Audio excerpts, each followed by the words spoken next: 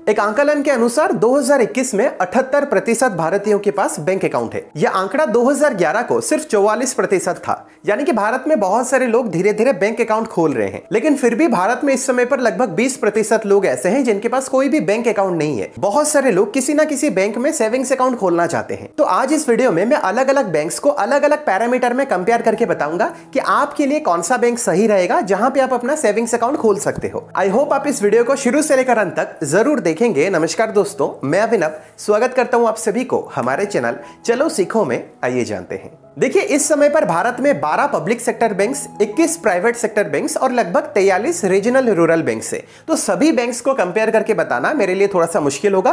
तो जो बड़े बड़े बैंक्स है या फिर जो रेप्यूटेड बैंक्स है या फिर कुछ बैंक्स ऐसे हैं जहां पर आपको फीचर्स अच्छे मिलते हैं, तो उन सारे बैंक्स को कंपेयर करके मैं आपको बताऊंगा कि कौन सा बैंक आपके लिए सही रहेगा। हम 5 अलग अलग पैरामीटर्स में अलग अलग बैंक्स को कंपेयर करेंगे और हम देखेंगे कि वहां पे आपके लिए कौन सा सेविंग्स अकाउंट सही रहेगा।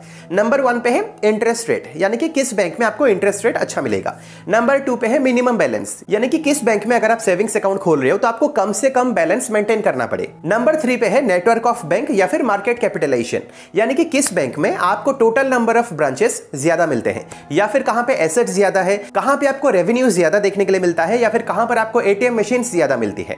नंबर 4 पे है सर्विस चार्जेस, यानी कि जो चेकबुक आपको मिलती है या फिर जो डेबिट कार्ड आपको मिलता है या अलग अलग जो फीचर्स होते हैं जैसे कि IMPS, RTGS, कहां पर आपको सर्विस चार्ज कम देखने के लिए मिलता है। नंबर 5 पे है कस्टमर सर्विस या फिर यूजर एक्सपीरियंस, यानी कि किस बैंक में आपको कस्टमर सर्विस अच्छी मिलती है और जब आप नेट बैंकिंग करते हो या फिर मोबाइल बैंकिंग करते हो तो किस बैंक की एप्लीकेशन में आपको इंटरफेस अच्छा देखने के लिए मिलता है और एक्सपीरियंस भी आपको अच्छा मिलेगा। तो पहले हम आते हैं इंटरेस्ट रेट के ऊपर। हालांकि कोई सेविंग्स अकाउंट इसलिए नहीं खोलता है ताकि उसे ज्यादा से ज्यादा रिटर्न मिले, उसके लिए तो FD है, लेकिन फिर भी आपके पैसे जो सेविंग्स अकाउंट में होते हैं हर कोई चाहता है कि वहां पर आपको इंटरेस्ट रेट अच्छा मिले। अब सेविंग्स अकाउंट में आप जितने पैसे रखोगे उसके अनुसार आपको इंटरेस्ट मिलता है।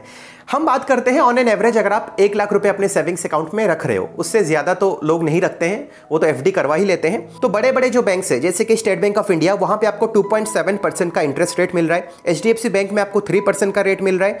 ICICI बैंक में आपको 3% का इंटरेस्ट मिल रहा है। एक्सिस बैंक में भी 3% का मिल रहा है। पंजाब नेशनल बैंक में आपको 2.7% का मिल रहा है। तो यहां से आपको पता चल रहा है आपको ऑन एन एवरेज 3% का ही इंटरेस्ट रेट मिल रहा है, लेकिन इंडसइंड बैंक में आपको 3.5% का इंटरेस्ट रेट मिल रहा है। पर IDFC फर्स्ट बैंक में आपको अप टू 10 लाख 4% का इंटरेस्ट रेट मिल जाता है। अगर आप 10 लाख रुपए से ज्यादा रखते हो अपने सेविंग्स अकाउंट में, आपको 7% का इंटरेस्ट रेट मिल जाता है, जो FD से भी ज्यादा है। और यहां पे अगर मैं आप सभी को AU स्मॉल फाइनेंस बैंक के बारे में बताऊं तो वहां पे अगर आप 1 लाख रुपए तक पैसे रख रहे हो अपने सेविंग्स अकाउंट में, आपको 3.5% का इंटरेस्ट रेट मिल जाता है। वहीं पर 1 लाख रुपए से लेकर 10 लाख रुपए तक आपको 5% का इंटरेस्ट रेट मिल जाता है। तो यहां पे अगर मैं आप सभी को इंटरेस्ट रेट के बारे में बताऊं तो हां, आप IDFC फर्स्ट बैंक के साथ जा सकते हो या फिर आप AU स्मॉल फाइनेंस बैंक के साथ भी जा सकते हो। IDFC फर्स्ट बैंक कंपैरेटिवली थोड़ा सा बड़ा बैंक है और यहां पे दोनों में ही आपको मंथली पे आउट मिलता है, मतलब मंथली आपको इंटरेस्ट रेट मिल जाता है जो बाकी बैंक में आपको नहीं मिलता है। अब हम मिनिमम बैलेंस के बारे में बात कर लेते हैं। देखिए, हर एक बैंक में आपको अलग अलग प्रकार का सेविंग्स अकाउंट मिल जाता है। किसी में मिनिमम बैलेंस 10,000 रुपए होगा, किसी में जीरो बैलेंस होगा, किसी में 25,000 रुपया होगा।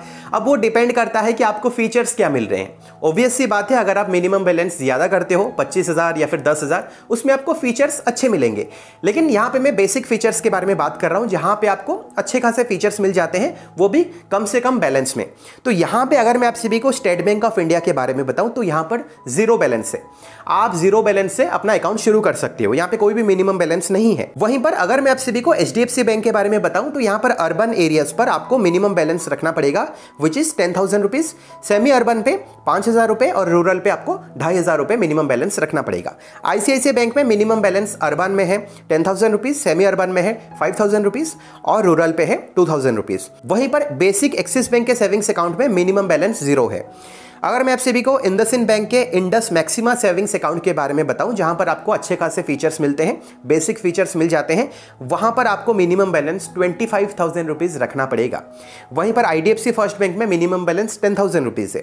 AU स्मॉल फाइनेंस बैंक में अगर आप डिजिटल अकाउंट खोल रहे हो, वहां पर 0 मिनिमम बैलेंस है और कोटक महिंद्रा बैंक में भी आपको 0 बैलेंस मिल जाता है। तो यहां पर अगर आप मिनिमम बैलेंस देख रहे हो तो आप कोटक महिंद्रा बैंक के साथ जा सकते हो, जहां पर 0 मिनिमम बैलेंस है और आप डिजिटली ऑनलाइन भी सेविंग्स अकाउंट खोल सकते हो। तो ये भी काफी अच्छा बैंक है जहां पे आपको इंटरेस्ट रेट भी अच्छा मिलता है। अब तीसरे पैरामीटर के ऊपर आते हैं जो है नेटवर्क ऑफ बैंक या फिर मार्केट कैपिटलाइजेशन। इसमें बहुत सारी चीजें आती है जैसे कि number of branches, ATM machines या फिर एम्प्लॉइज, एसेट या मार्केट कैपिटलाइजेशन, सारी चीजों को हम देखकर रैंक करेंगे। तो नंबर 1 पे है एचडीएफसी बैंक, उसके बाद स्टेट बैंक ऑफ इंडिया, उसके बाद आईसीआईसीआई बैंक, उसके बाद कोटक महिंद्रा बैंक, उसके बाद एक्सिस बैंक, फिर इंडसइंड बैंक। तो अगर आप रेपुटेशन के ऊपर जाना चाहते हो, नंबर ऑफ ब्रांचेस के ऊपर जाना चाहते हो, एसेट के ऊपर जाना चाहते हो, रेवेन्यू के ऊपर जाना चाहते हो, तो आपको जाना चाहिए एचडीएफसी बैंक के साथ या फिर स्टेट बैंक ऑफ इंडिया या फिर आईसीआईसीआई बैंक या फिर एक्सिस बैंक या फिर कोटक महिंद्रा बैंक। इनमें से किसी एक बैंक को आप चूज कर सकते हो। अब चौथे पॉइंट के ऊपर आते हैं जो है सर्विस चार्ज। आपको पता ही है बैंक्स आपको अलग अलग सर्विसेज प्रोवाइड करते हैं जैसे कि chequebook, IMPS, SMS, debit card, ATM transaction. तो बात करते हैं किसमें आपको सर्विस चार्ज कम देना पड़ेगा। तो यहां पे अगर मैं आप सभी को डीबीएस बैंक और बंधन बैंक के बारे में बताऊं तो यहां पर आपको पहले साल के लिए दोनों बैंक में ही फ्री चेकबुक मिल जाती है। डीबीएस बैंक एकमात्र ऐसा बैंक है जहां पे आपको पहले साल के बाद भी फ्री अनलिमिटेड चेक्स मिलती हैं। इंडसइंड बैंक आपको फ्री पे 30 चेक और आईसीआईसीआई बैंक आपको फ्री पे 20 चेक देता है। अगर आप एडिशनल चेकबुक लेना चाहते हो तो आईसीआईसीआई बैंक और इंडसइंड बैंक दोनों में ही आपको 25 रुपीज प्लस जीएसटी एक्स्ट्रा पे करना पड़ेगा। अगर मैं आपको डेबिट कार्ड के बारे में बताऊं तो आरबीएल बैंक में आपको डेबिट कार्ड एकदम फ्री मिल जाता है और यहां पे आपको एनुअल मेंटेनेंस के लिए कोई भी चार्ज नहीं देना पड़ता है। इसी के साथ आपको एसबीआई में भी एनुअल चार्ज कम देना पड़ता है which is 125 rupees plus GST.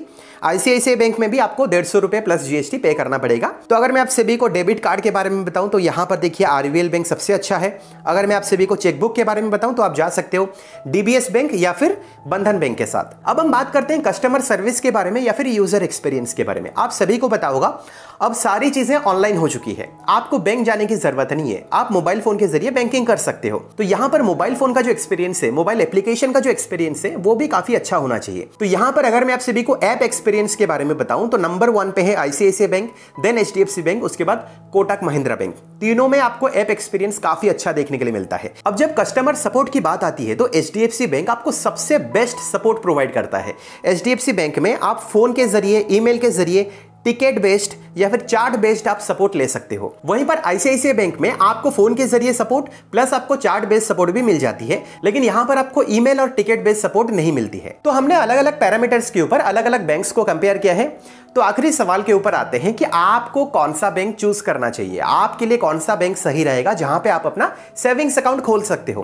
तो देखिए, अगर आप जा रहे हो रेपुटेशन के ऊपर, अगर आपको ऐप एक्सपीरियंस अच्छा चाहिए, अगर आपको कस्टमर सपोर्ट भी अच्छा चाहिए, लेकिन आप एक चीज को सेक्रीफाइस करने के लिए रेडी हो जो है इंटरेस्ट, आपको सेविंग्स अकाउंट में इंटरेस्ट कम मिलेगा, तो उसके लिए आपको सबसे बेस्ट रहेगा आईसीआईसीआई बैंक या फिर एचडीएफसी बैंक। लेकिन अगर आप मिनिमम बैलेंस देख रहे हो और आपको चाहिए कि आपको इंटरेस्ट भी अच्छा मिले तो आप जा सकते हो आईडीएफसी फर्स्ट बैंक के साथ या फिर आप जा सकते हो कोटक महिंद्रा बैंक के साथ। फिलहाल यही पूरी कहानी है सेविंग्स अकाउंट के बारे में।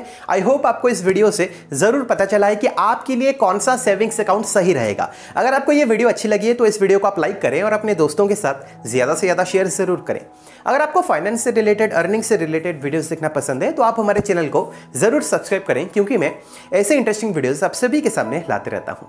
अगर आपको कोई इंटरेस्टिंग टॉपिक चाहिए नीचे कमेंट सेक्शन पे जरूर बताएगा, मैं उसके ऊपर जरूर एक वीडियो बनाऊंगा। मिलता हूं अगले वीडियो में एक और इंटरेस्टिंग टॉपिक के साथ। फिलहाल के लिए वीडियो में इतना ही। देखने के लिए बहुत बहुत शुक्रिया।